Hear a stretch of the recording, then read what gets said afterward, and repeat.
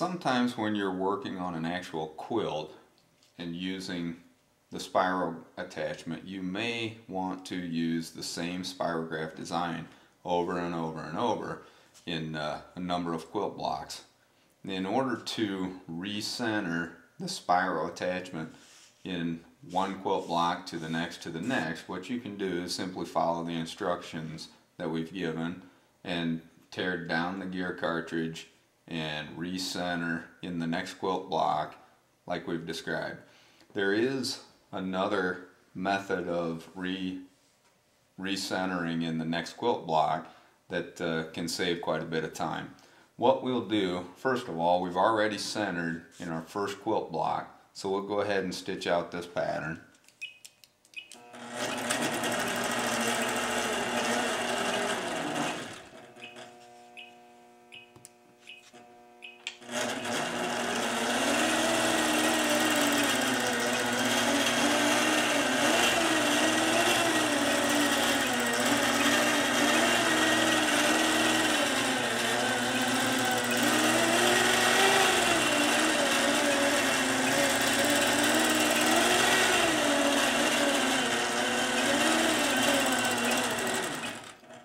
Now what we'll do when we finish stitching that design is we'll go ahead and stitch around until we can engage the slide lock on the base plate into the next notch that's available. So we'll stitch and engage there, and then we'll shut off the stitch regulator.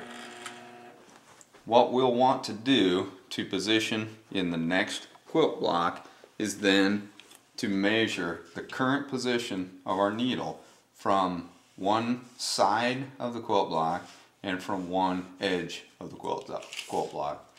So we can see, measuring from the side, that we're 4 1/8 inches from the right side of the block. So we can go to our next block and make a mark at 4 1/8. And then we can see from the front edge of the block, we're currently 3 3/8 inches from the front edge of the block. So we'll go to our next block and make a mark at 3 3/8.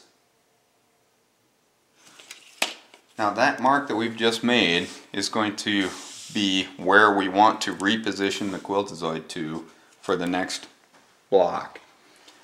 What we'll want to do, it's very important now that we keep the slide lock engaged in the base plate, so that the base plate cannot rotate or turn in any way as we move the setup. We don't have to remove the gear cartridge, we don't have to tear anything down. We're going to simply unlock the 2 knobs on the front attachment, and we're going to unlock the toggle clamp, and then we're going to gently slide everything to the side. We'll cut our thread.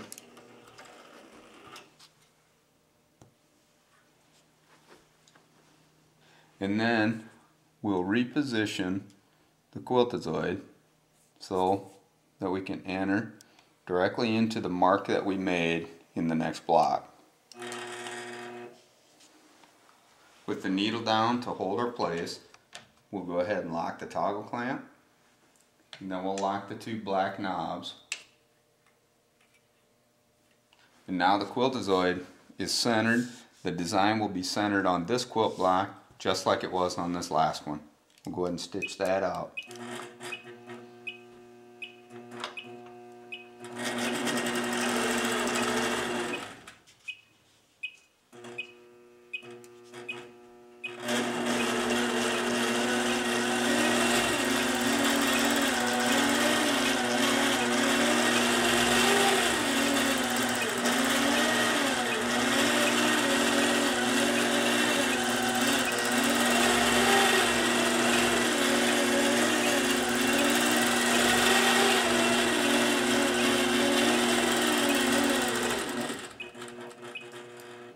And then you can use that same procedure over and over to reposition the quiltazoid from block to block without tearing out the gears and recentering through the standard method of centering.